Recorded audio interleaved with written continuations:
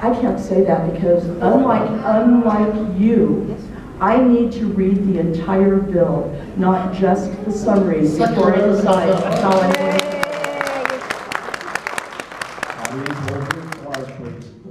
Go ahead, Ray. Well, the Second Amendment's really short. It's not that hard. I don't know how long it would take you to read it. You know, the first part of the Second Amendment discusses regulation. Do you remember that part? Can you recite it? The part we didn't read. Do I keep going? You may. Oh, I'm sorry. Okay, so let's talk more about people's rights. I know that you talk a lot about that you're for the people and you would be inclusive of it. Everything that I do, apparently, what did you say? You may not now. I may not. Your time is up. I'm sorry. Claudette? My first question to you, Ray, is I have a lot of people that are concerned about domestic violence and sexual harassment in the workplace. And working women are a growing voting bloc in Mesa County. So I'd like to hear you discuss your opinions about workplace sexual harassment, both in your business and political career. Sure. First of all, let's go back just a touch farther for Jessica's Law, which we tried to pass 2 years ago, and your party said no. No way on Jessica's Law. As far as they get older, we still have the same problems as we do with young children, which is a huge concern right now. We've also tried to protect a child that's killed in a car accident that may still be in the womb of the child at 9 months pregnancy, but your party says no. You know, I'm glad you brought that up. But wait a minute, this is my time, and when you're not going... Well, I'm supposed to be answering now. Yeah, I'm going to finish answering the question. but you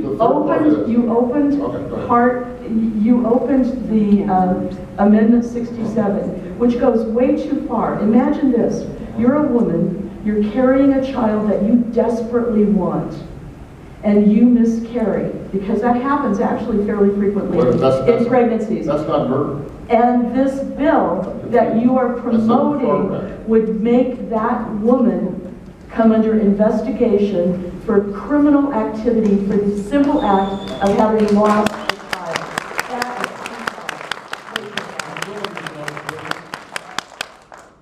Two things. I never said I supported 67. Number two, I was talking about somebody being in a traffic accident. I don't know how you took off on a tangent on that. But we're talking about somebody gets shot. Okay, I have another question for you. And I do want to know why you felt justified in not getting a briefing from James Eklund, even though you thought the legislature should be there. Why did you think you did not need to know what the citizens felt and thought about the river waters? Okay, here's the deal. We are elected to represent the people. When James Eklund and Mike King say you are not allowed, you have nothing to say about this. Our job is to represent them. If we're asked to be not involved in the process, why would we sit there and listen to a briefing from somebody that says you're not involved? What we did is we went to the governor and we said, you better listen to us. You better let us represent these folks. I have one more. Know thy enemy. I have one more question. Well, you don't like the answer? You answered. Okay. You answered enough.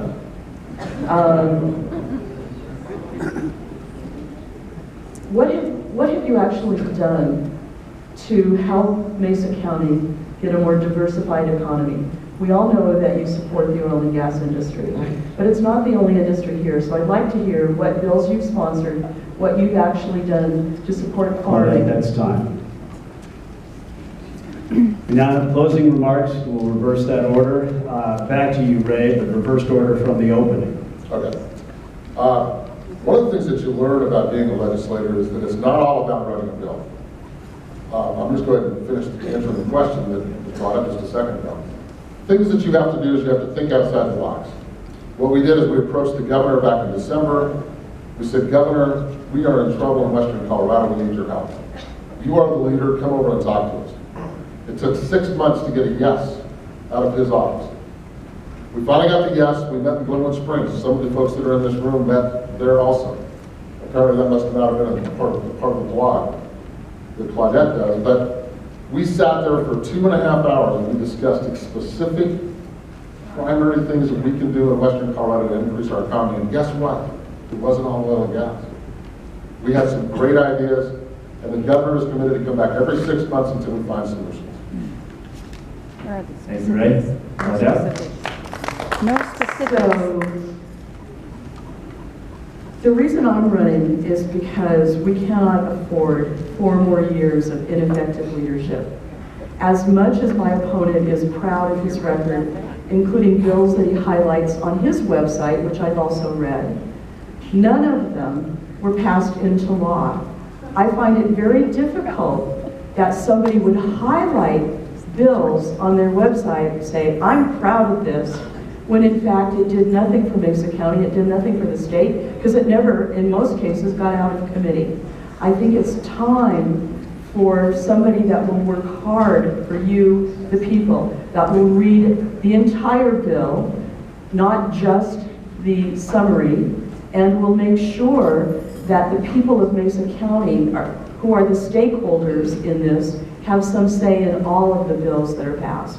I am working to represent all of the people of Mesa County, not just some of the people, and I've proven that by talking to everybody from Tea Party to the GBLT community.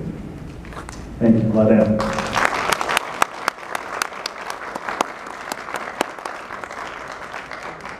Thank you, audience. Thank you, Susan and Harry.